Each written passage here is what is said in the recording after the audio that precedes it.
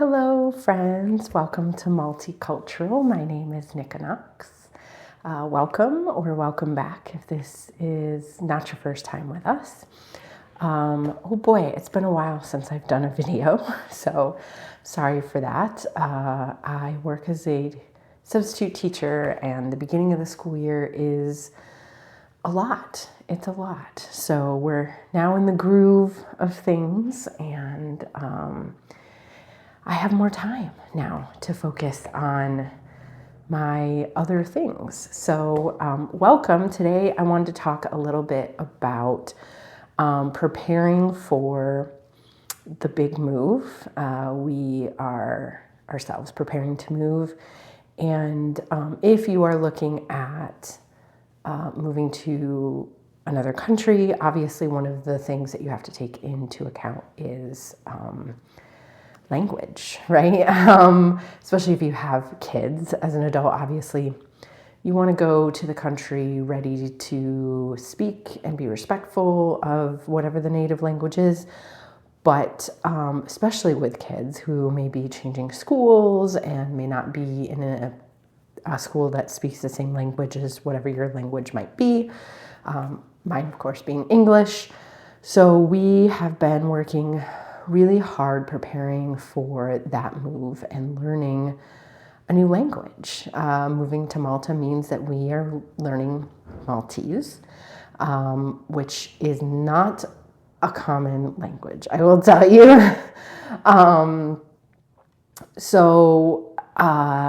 It's been difficult to find resources to support that language learning. So, I think I have maybe brought it up in a video before. This is one of the books I did manage to find. It says My First Maltese Alphabet. This is something I bought off of Amazon a long time ago when we first kind of started talking about this process. I thought it would just be fun. And this is a great book if you want to learn Maltese, if this is something you're interested in. Shows the capital lowercase letter. It has the English word for what this is, and then the Maltese word as well. However, considering that the letter sounds are not exactly the same as English, without hearing, it can be difficult to know what these letters actually sound like just by looking at this book. So I want to give you some help with some other ways to find resources for whatever language you might be looking at, Maltese especially. And some of these things may be things that you can do on your own if you are struggling to find things. Amazon or bookstores are always a great resource to start with. Most of them have guidebooks on the particular place that you want to go, or, they can have language books, dictionaries, workbooks. However, I have found that unless you are doing very specific ones, things like Spanish, French, German, Japanese, Chinese, Mandarin especially, it can be difficult to find those resources at like your local bookstore or even like the big ones, Barnes & Noble, things like that. So we didn't find a whole lot except for a few guidebooks of, fun places to see in Malta and Gozo. Not very useful to us. So I went to Amazon and I was able to find another new book, and I will recommend this one to you. This book is called The Fabulous Lost and Found. Learn 50 Maltese words. And at some point I might do a reading of this book online and post it somewhere online because I feel like that would be great to have. Maltese is just not a language that gets a lot of love online, unfortunately. And it's a really beautiful language. It makes me very sad. But so what's cool about this book is that they start out the book with a person who comes into their little shop in a big city and is asking for something. Their shop has lots and lots of objects in it. And this little mouse is speaking Maltese, and they don't know how to speak Maltese. So they're trying to guess what she's looking for. And so you're reading just like a sentence or so on each page in Maltese, and they're trying to guess what they're saying. Maybe she's lost an umbrella. Everyone loses an umbrella at least twice, thought Mr. Frog. Have you lost this? Asked Mr. Frog.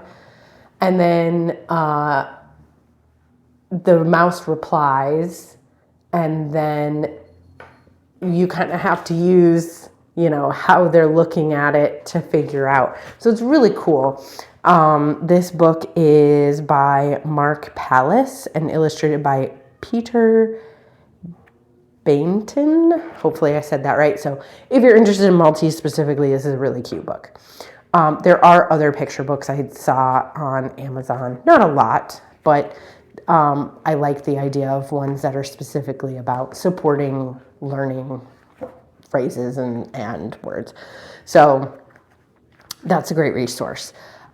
Children's books, very great. Even as an adult, if you're an adult learning a language, that is a great resource, because that's how kids in our own culture start learning, is by reading. And they don't know what it says either, but they use context clues and things. And as an adult, you can do it too. And it's a fun way to also perhaps access culture and maybe books that kids in that culture are reading themselves. So picture books, I highly recommend.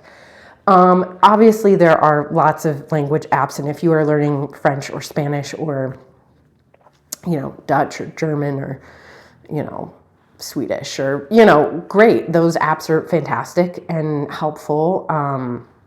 Does not work for Maltese. Nobody has it. So I did find one, and I have discussed this, I believe, on our channel before, an app called UTalk. And it's basically like a dictionary app. It has hundreds upon hundreds of languages, including lots of separate individual languages from Africa and ones that just don't get connected on the, Babbel or Rosetta Stone or those kind of resources. So I highly recommend UTalk. They give you some free and this is not sponsored, by the way. They give you some free words to start with, so you can kind of check it out. And then it's like a yearly fee. I think we spent $50 for the year or something like that. Really cool. They just updated it and made it much more like gamified. You can earn like tokens and do little tests. So it feels a little bit more Duolingo a little bit, but the phrases you're learning are like specific to the things you would do visiting that country, rather than sort of random phrases. Duolingo tends to have phrases I'm not sure when I will ever use that phrase, but cool. So UTalk, highly recommend. I just downloaded off of the Google Store app. It's been really helpful. You can even save words or phrases that you like. They have pronunciation, they have like memory quizzes, they have, my kids and us really like to do it at dinner time. So it's really fun. Moving on, I didn't plan for this to be a super long video. All else fails. I have used UTalk for a lot of it because I don't trust Google Translate. Google Translate also does not have pronunciation for Maltese.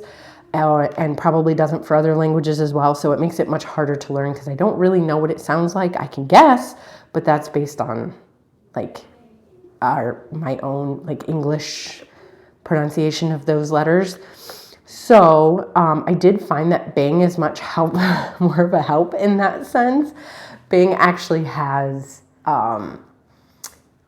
vocalizations of words, so that we go to Bing for our translations instead of Google. So sorry, Google, you need to fix that.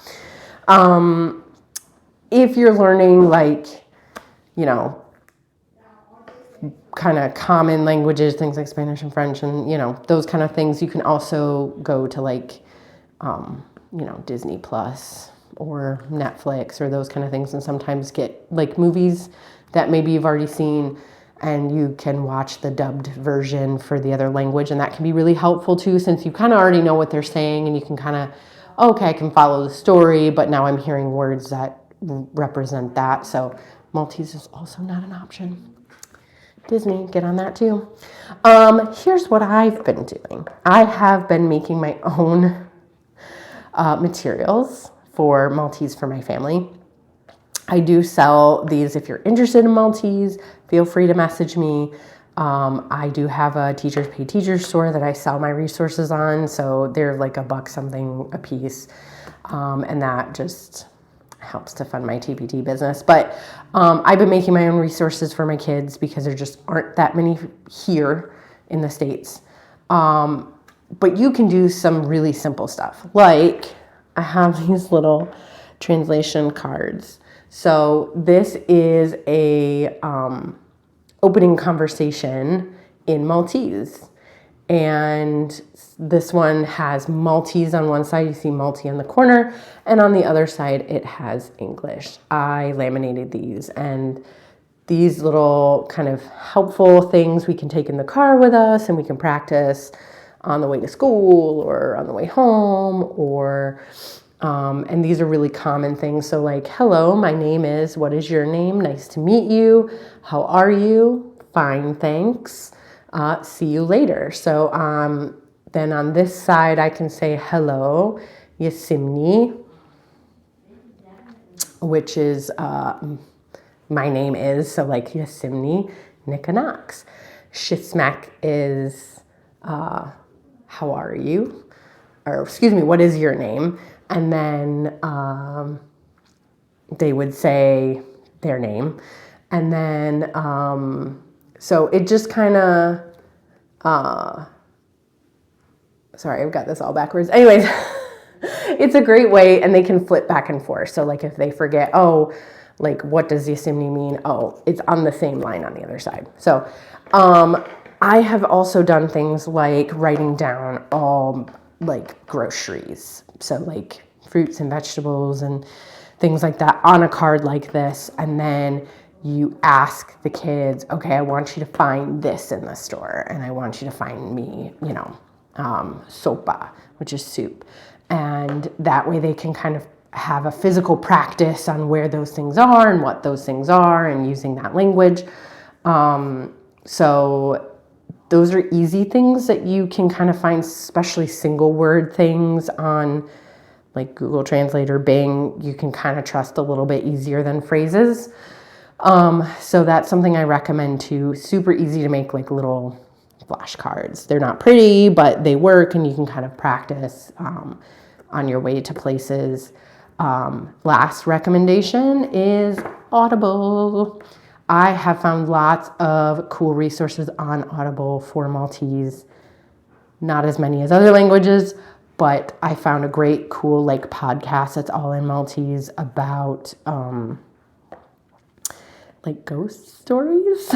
I don't know what they're saying for most of it, but it's great to hear the language. Sometimes I can pick out words or phrases, and it's great to hear kind of the cadence and just kind of surround myself with the language a little bit more. But I've also found language, like what would have been like language tapes or CDs, but they're on Audible.